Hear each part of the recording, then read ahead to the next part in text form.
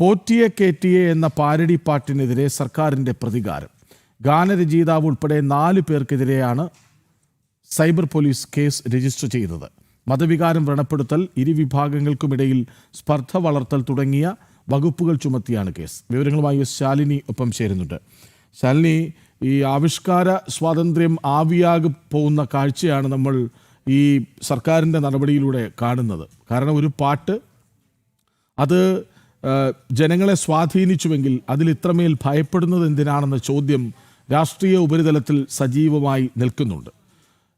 എന്താണ് സർക്കാർ മുന്നോട്ട് വയ്ക്കുന്ന പോയിന്റ്?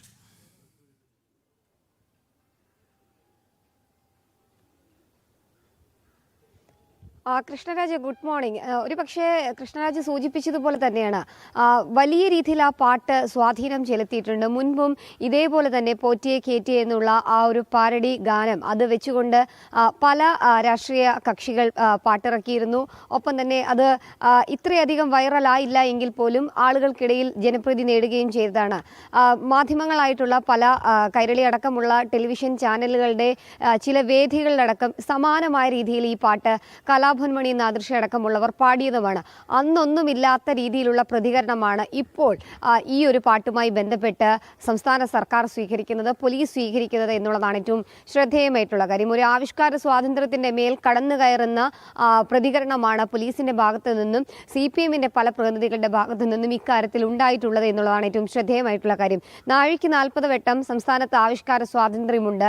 ഒപ്പം തന്നെ അത്തരത്തിൽ അതിനുവേണ്ടി പ്രവർത്തിക്കുന്ന ആളുകളാണ് തങ്ങളെന്ന് പറയുന്ന അതേ ഇടത് സർക്കാരും അതേ CPM പ്രവർത്തകരും തന്നെയാണ് ഈ പരാതിക്കും ഒപ്പം തന്നെ ഇത്തരത്തിലുള്ള നടപടികൾക്കും പിന്നിൽ എന്നുള്ളതാണ് ഏറ്റവും ശ്രദ്ധേയമായിട്ടുള്ള കാര്യം. ഗാനരചയിതാവ് GP കുഞ്ഞബ്ദുള്ള, ഒപ്പം തന്നെ ഡാനിഷ് മലപ്പുറം, CMS മീഡിയ, സുബൈർ പന്തല്ലൂർ എന്നുള്ള 4 പേർക്കെതിരെയാണ് ഇപ്പോൾ സൈബർ പോലീസ് കേസെടുത്തിട്ടുള്ളത്. അത് ഭാരതീയ ന്യായ സംഹിത 291, 353 1 പ്രകാരമാണ് ഈ കേസ് എടുത്തിരിക്കുന്നത്. അതിൽ പ്രധാനമായും അവർ ചൂണ്ടിക്കാട്ടുന്നത് മതവികാരം വ്രണപ്പെടുത്തി ഒപ്പം തന്നെ ഇരുവിഭാഗങ്ങൾക്കിടയിൽ സ്പർദ്ധയുണ്ടാക്കി എന്നുള്ളതാണ്. ഒരു തെരഞ്ഞെടുപ്പ് ആകുമ്പോൾ സ്വാഭാവികമായും പലതരത്തിലുള്ള പാരഡി ഗാനങ്ങൾ വരും. അത് സിനിമാ ഗാനങ്ങൾ ഉപയോഗിച്ചുകൊണ്ടാകും, അല്ലാതെയൊക്കെയുള്ള പാരഡി ഗാനങ്ങൾ ഇറങ്ങുക സ്വാഭാവികമാണത് വലിയ രീതിയിൽ ചർച്ചയാവാറുണ്ട്. പക്ഷേ ഇവിടെ സ്വർണം കവർച്ച നടത്തിയതുമായി ബന്ധപ്പെട്ടും ശബരിമലയിൽ എന്താണ് ഇടത് സർക്കാർ നടത്തിയതെന്ന് കൃത്യമായി ജനങ്ങൾക്കിടയിലേക്ക് പ്രചരിപ്പിക്കുന്ന രീതിയിലുള്ളൊരു ഗാനം അത് ഇടത് കേന്ദ്രങ്ങൾക്ക് വലിയ രീതിയിൽ ക്ഷീണം ഉണ്ടാക്കിയിട്ടുണ്ട്.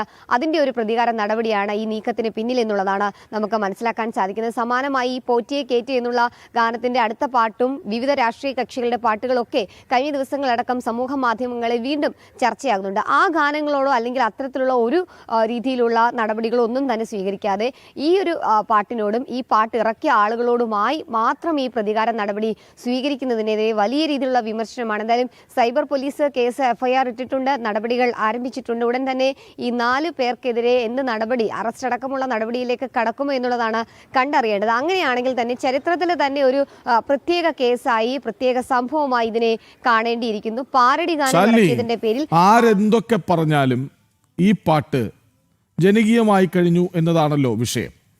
ജനകീയമായ കാരണത്താലാണല്ലോ തെരഞ്ഞെടുപ്പിൽ ഞങ്ങൾക്ക് തോൽവി ഏറ്റുവാങ്ങാൻ കാരണമായ പാട്ടാണത് എന്ന് സർക്കാർ വിരൽ ചൂണ്ടുന്നത്.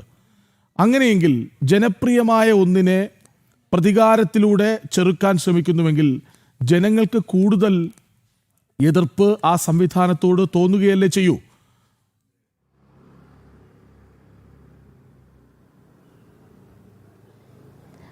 തീർച്ചയായും അങ്ങനെ തന്നെയാണ് കൃഷ്ണരാജ്. അതായത് പ്രായഭേദമന്യേയുള്ള ആളുകൾ ഈ പാട്ട് ഏറ്റെടുത്തിട്ടുണ്ട് എന്നുള്ളതാണ് ഏറ്റവും ശ്രദ്ധേയമായിട്ടുള്ള കാര്യം. കാരണം ഒരു പ്രത്യേക രാഷ്ട്രീയ കക്ഷിക്ക് അവകാശപ്പെടാൻ തരാത്ത രീതിയിൽ എല്ലാ രാഷ്ട്രീയ കക്ഷികളും CPM ഒഴിച്ച് ബാക്കിയുള്ള എല്ലാ രാഷ്ട്രീയ മുന്നണികളും ഈ ഒരു ഗാനത്തെ സ്വീകരിച്ചിട്ടുണ്ട്. അത് വലിയ രീതിയിൽ ചർച്ചയാക്കിയിട്ടുണ്ട്. തെരഞ്ഞെടുപ്പിൽ അത് പ്രതിഫലിച്ചിട്ടുണ്ട് എന്നുള്ളതാണ് ഏറ്റവും എടുത്തു പറയേണ്ടത്. പ്രത്യേകിച്ച് ഈ പ്രായഭേദമന്യേ എന്ന് പറയുമ്പോൾ വീട്ടമ്മമാർ മുതൽ പ്രായമായ അമ്മമാർ വരെ ഈ പാട്ട് സോഷ്യൽ മീഡിയയിൽ പങ്കുവെക്കുകയും അത് പാടുകയും ഒക്കെ തന്നെ ചെയ്തത് നമ്മൾ കണ്ടതാണ്.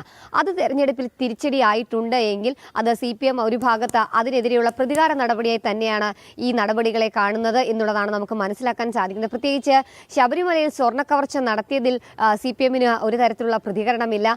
ആ സ്വർണ്ണക്കവർച്ച നടത്തിയവരെ പാർട്ടിയിൽ നിന്ന് പുറത്താക്കാനോ അല്ലെങ്കിൽ അവർക്കെതിരെ നിയമ നടപടി കൃത്യമായി വേണമെന്ന് പൊതുമധ്യത്തിൽ പറയാനോ സംസ്ഥാന സർക്കാരോ ഇടത് CPM-ന്റെ നേതാക്കളോ CPM-ന്റെ മുതിർന്ന നേതാക്കന്മാരോ പ്രതികരിക്കുന്നില്ല. അതിനിടയിലാണ് അത് ഒരു ആവിഷ്കാര സ്വാതന്ത്ര്യത്തിന്റെ പേരിൽ അത് ഉന്നയിച്ചുകൊണ്ട് ഒരു പാട്ടെഴുതുക, അത് സമൂഹ മാധ്യമങ്ങളിലും ഇലക്ഷൻ പ്രചരണത്തിലും അടക്കം അത് വലിയ രീതിയിൽ ചർച്ചയാവുക, ആ പാട്ടിനെതിരെ പ്രതികാര നടപടി സ്വീകരിക്കുന്നത് എന്നുള്ളതാണ് ഏറ്റവും ശ്രദ്ധേയമായിട്ടുള്ള കാര്യം. എന്തായാലും വിമർശനം ശക്തമാണ് സംസ്ഥാന സർക്കാർ സ്വീകരിച്ചിട്ടുള്ള ഈ നടപടിക്കെതിരെ, പോലീസ് സ്വീകരിച്ചിട്ടുള്ള ഈ നടപടികൾക്കെതിരെ എന്നുള്ളതാണ് നമുക്ക് മനസ്സിലാക്കാൻ സാധിക്കുന്നത്. എന്തായാലും പാട്ട് പിൻവലിക്കാനോ അല്ലെങ്കിൽ അതുമായി പിന്നോട്ട് പോകാനോ അതിന്റെ സംഘാടകർ തീരുമാനിച്ചിട്ടില്ല എന്നുള്ളതാണ് ഈ ഘട്ടത്തിലും നമുക്ക് മനസ്സിലാക്കാൻ സാധിക്കുന്നത്. കഴിഞ്ഞ ദിവസങ്ങളടക്കം അവർ ചില പ്രതികരണങ്ങൾ നടത്തിയിരുന്നു. ഈ പാട്ടിന്റെ അടുത്ത പാട്ടുകളൊക്കെ ഉണ്ട് എന്നുള്ളതാണ് അവർ പറഞ്ഞിട്ടുള്ളത്. അതായത് ശബരിമല സ്വർണ്ണ കവർച്ചയുമായി ബന്ധപ്പെട്ട് അറസ്റ്റിലായി ഇപ്പോൾ ജയിലിൽ കഴിയുന്ന പത്മകുമാർ എഴുതി മുഖ്യമന്ത്രിക്ക് അടക്കമായി അയക്കുന്ന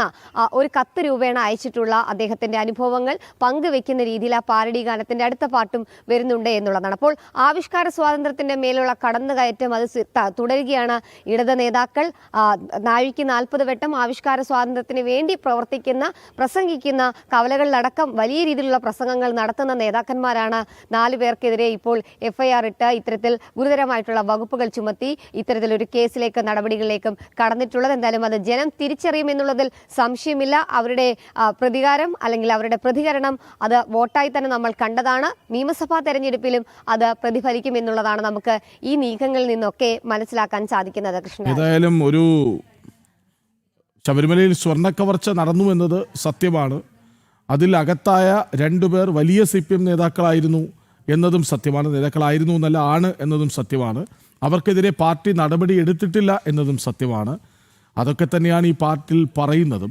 സംഭവിച്ചത് പറഞ്ഞാൽ എങ്ങനെയാണ് അത് ഒരു കുഴപ്പം പിടിച്ച പാട്ടാകുന്നത് എന്ന് മനസ്സിലാകുന്നില്ല. ഇനി അതിലൊരു ധ്രുവീകരണം ഉണ്ട് എങ്കിൽ അത് കോടതി തീരുമാനിക്കേണ്ടതുമാണ്. വിവരങ്ങൾ നൽകുകയായിരുന്നു S. ശാലിനി.